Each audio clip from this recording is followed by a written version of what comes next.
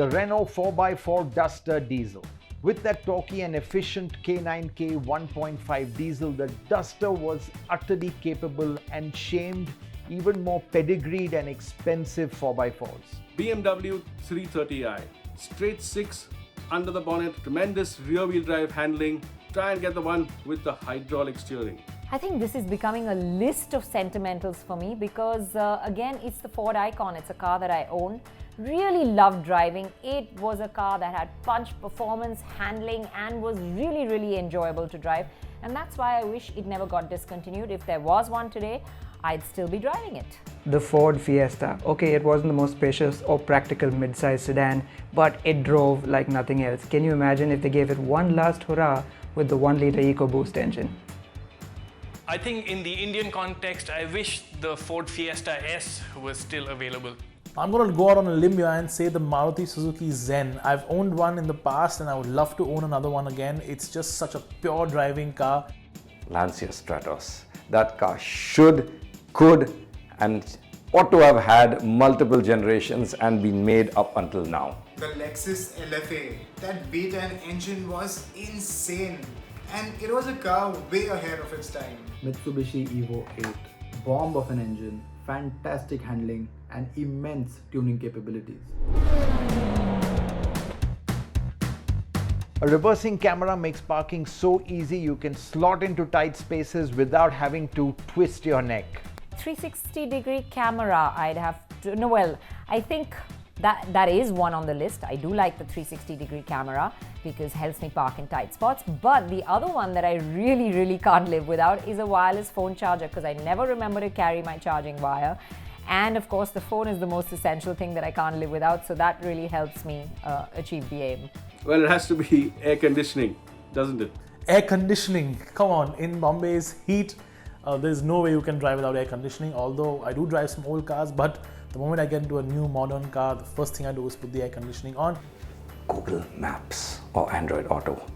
I mean, seriously, look, I'd love to say some fancy driving feature, but I live in Bombay with the traffic out there. You just need Google Maps.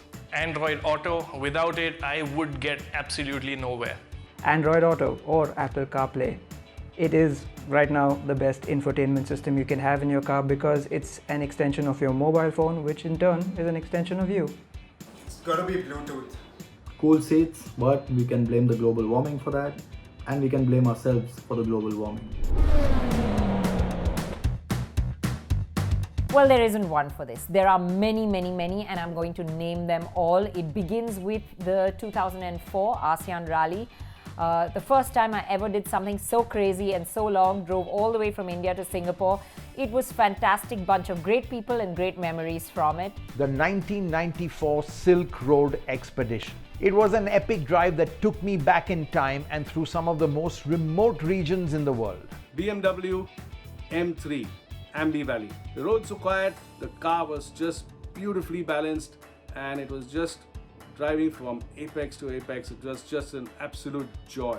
Mongolia during the Great Quattro Drive, that was another very, very memorable moment for me. Was fortunate enough to be on Autocar's Quid Drive to Paris, 11 countries in a car, can't beat that.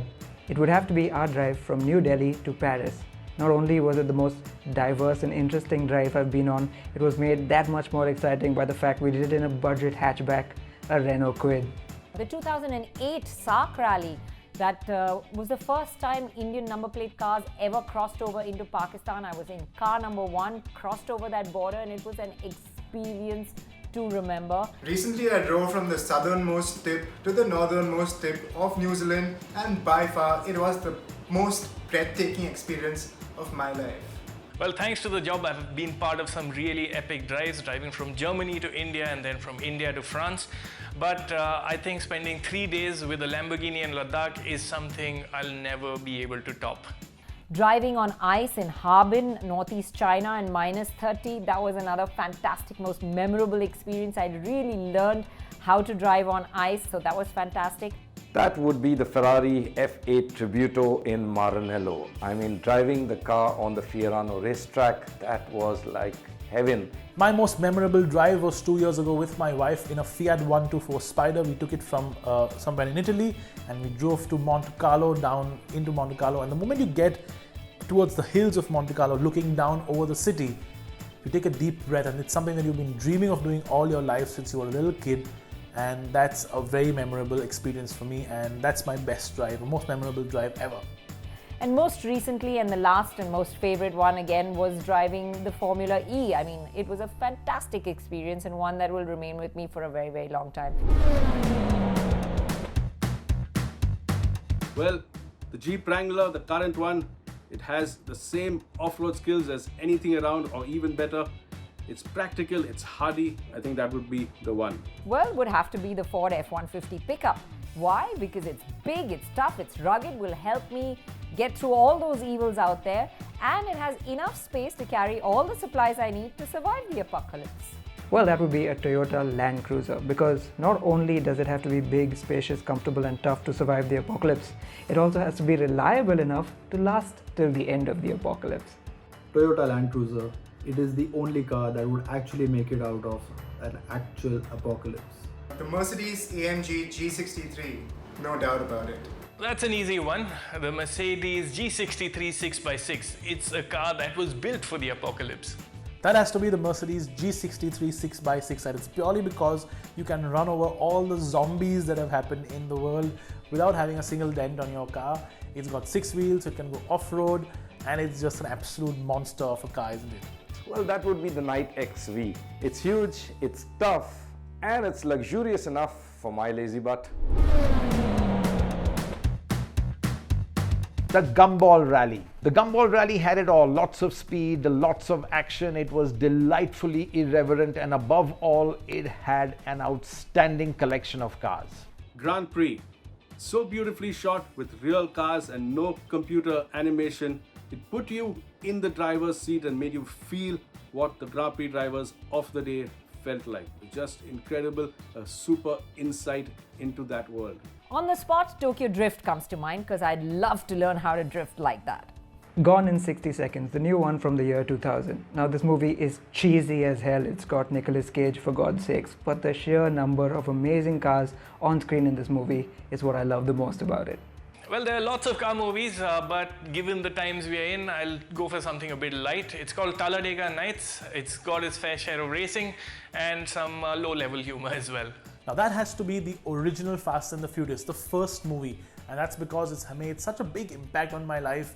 I love the tuner culture, I love the Japanese car culture, and that introduction to Skylines and Supras and RX-7s for me was just awesome. Well, that would be Smokey and the Bandit, a 70s film with chases between a Pontiac Trans Am, 70s cop cars and a big 18-wheeler truck. I mean, what more could you want?